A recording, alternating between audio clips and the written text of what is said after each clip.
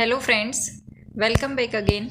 हम संस्कृत शिक्षा विभाग की शिक्षक भर्ती लेवल 1 हेतु विज्ञान के सिलेबस को कवर कर रहे हैं। इसी कड़ी में हमने 7th क्लास में से अपना जो पहला टॉपिक है अम्ल, क्षारक और लवण वाला, ये चैप्टर हमने कंप्लीट कर लिया है और इसका जो टेस्ट पेपर है वो आपका कल आएगा, तो आप उसको पढ़ करके तैयार रखिएगा। आज अपन 10th क्लास में से इस चैप्टर को देखेंगे। 10th क्लास की एनसीईआरटी बुक में इस चैप्टर से रिलेटेड जो अदर फैक्ट्स है उनको अपन देखेंगे। तो चलिए फ्रेंड्स, शुरू करते हैं अपनी आज की क्लास। 10th क्लास एनसीईआरटी अम्ल, क्षारक और लवण। फर्स्ट फैक्ट दे रखा है कि भोजन का खट्टा और कड़वा स्वाद किसके कारण होता है। भोजन का खट्टा और कड़वा स्वाद भोजन में उपस्थित अम्ल और क्षारक की उपस्थिति के कारण होता है। नेक्स्ट फैक्ट है अम्लों का स्वाद खट्टा होता है, जो हम पिछले वीडियो के अंदर पढ़ चुके हैं, और ये नीले लिटमस को लाल कर देता है। ठीक है, इसी प्रकार से क्षारकों का स्वाद कड़वा होता है और ये लाल लिटमस को नीला कर देता है। ठीक है, नेक्स्ट फैक्ट आपको ध्यान में रखना है कि लिटमस और हल्दी दोनों प्राकृतिक सूचक होते हैं। जो अपन 7th क्लास में भी पढ़ा था कि सूचक दो प्रकार के होते हैं, प्राकृतिक और संश्लेषित। तो ये लिटमस और हल्दी प्राकृतिक सूचकों के अंदर आते हैं। ठीक है, नेक्स्ट फैक्ट है अम्ल और क्षारक की जांच के लिए कुछ संश्लेषित सूचकों का यूज़ किया जाता है, जैसे मेथिल ऑरेंज, फिनोप्थलीन। तो इस प्रकार के सूचकों का उपयोग किया जाता है, ये संश्लेषित सूचक होते हैं। ठीक है, नेक्स्ट है लिटमस। लिटमस विलियन के रूप में भी हो सकता है और पत्थर के रूप में भी हो सकता है। तो जो लिटमस का जो विलियन होता है ये बैंगनी रंग का होता है, और ये थैलोपाइटा जो समूह होता है उसके लिचेन या लाइकेन जो पौधे होते हैं उनसे प्राप्त किया जाता है, और ये सूचक की तरह उपयोग होता है। ठीक है, जो लिटमस विलियन होता है ये न तो अम्लीय होता है और न ही क्षारकीय होता है, ये उदासीन प्रकृति का होता है और ये बैंगनी रंग का विलियन होता है।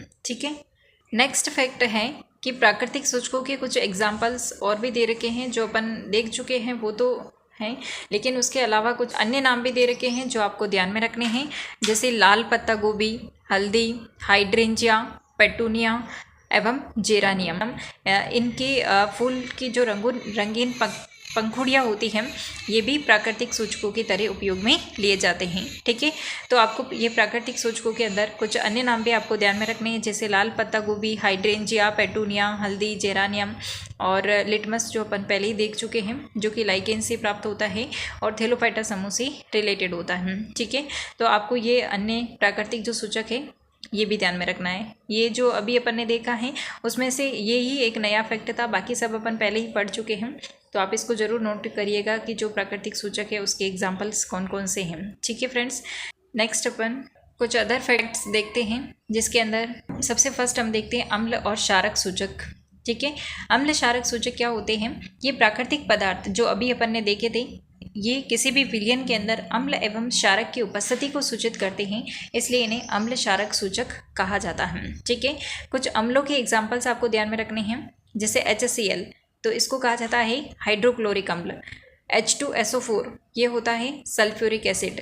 HNO3 ये होता है नाइट्रिक अम्ल। CH3COOH एसिटिक अम्ल। ऑप्शन में आपको ये देकर के पूछा जा सकता है कि निम्न में से कौन सा एसिड है कौन सा नहीं है, तो आपको थोड़ा बहुत ये ध्यान में रखना है कि HCl हाइड्रोक्लोरिक अम्ल होता है, H2SO4 सल्फ्यूरिक अम्ल, HNO3 नाइट्रिक अम्ल, CH3COOH एसिटिक एसिड होता है। ठीक है, इसी प्रकार से हम कुछ क्षारकों के एग्जाम्पल्स भी देख लेते हैं। क्षारकों में जैसे NaOH सोडियम हाइड्रोक्साइड होता है, कैल्शियम हाइड्रोक्साइड CaOH होल्टोइस calcium hydroxide, KOH potassium hydroxide, MgOH का होल्टोइस magnesium hydroxide, NH4OH ammonium hydroxide. ठीक है, ये अम्ल और क्षारकों के कुछ एग्जाम्पल्स हैं जो आपको ध्यान में रखने हैं, क्योंकि एनसीईआरटी के अंदर दिए हुए हैं, तो इनमें से पूछा जा सकता है कि निम्न में से कौन सा क्षार है, कौन सा अम्ल है या कौन सा नहीं है, तो छांटने में दिया जा सकता है। ठीक है फ्रेंड्स, नेक्स्ट अपन देखते हैं गंधीय सूचकों के बारे में। गंधीय सूचक यानी ऑल्फैक्टरी सूचक कौन से होते हैं? तो गंधीय सूचक यानी ऑल्फैक्टरी सूचक। ऑल्फैक्टरी सूचक कुछ पदार्थ ऐसे होते हैं जिनकी गंध अम्लीय और क्षार के माध्यम में अलग अलग हो जाती है और उससे इनका पता लगाया जाता है कि कौन सा अम्ल है और कौन सा क्षार है। तो जिसमें गंध के माध्यम से पता लगाया जाता है वो गंधीय सूचक कहलाते हैं। ठीक है, इन्हें गंधीय सूचक कहा जाता है। इम्पोर्टेंट ये है कि इनके एग्जाम्पल्स कौन से होते हैं। तो एग्जाम्पल्स में आपको ध्यान में रखना है लौंग का तेल यानी क्लोव ऑयल, तनु वनीला अर्क और प्याज जो बारीक कटा हुआ प्याज होता है।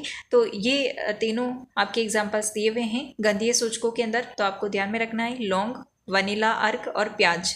ठीक है, ये गंधीय सूचक होते हैं, ऑल फैक्ट्री सूचक के अंदर आते हैं। ठीक है, ये भी मोस्ट इंपॉर्टेंट है। नेक्स्ट है अम्ल और क्षारकों की कुछ रिएक्शंस हैं जो अपन देखेंगे। फर्स्ट रिएक्शन दी हुई है धातुओं के साथ में रिएक्शन। ठीक है, अम्ल और क्षारक की जब अपन धातु के साथ में रिएक्शन कराते हैं तो क्या बनता है वो अपन को देखना है। ठीक है, देखिए धातु जैसे जिंक, कॉपर और आयरन वगैरह, स्कैंडियम, टाइटेनियम, वेनेडियम, बहुत सारे जो डी ब्लॉक एलिमेंट्स होते हैं उनमें बहुत सारी धातुएं होती है। तो जब धातु की अभिक्रिया किसी भी अम्ल के साथ में करवाई जाती है तो इसका सल्फेट मतलब कि जो भी एसिड होता है उसके साथ में हाइड्रोजन गैस भी निकलती है।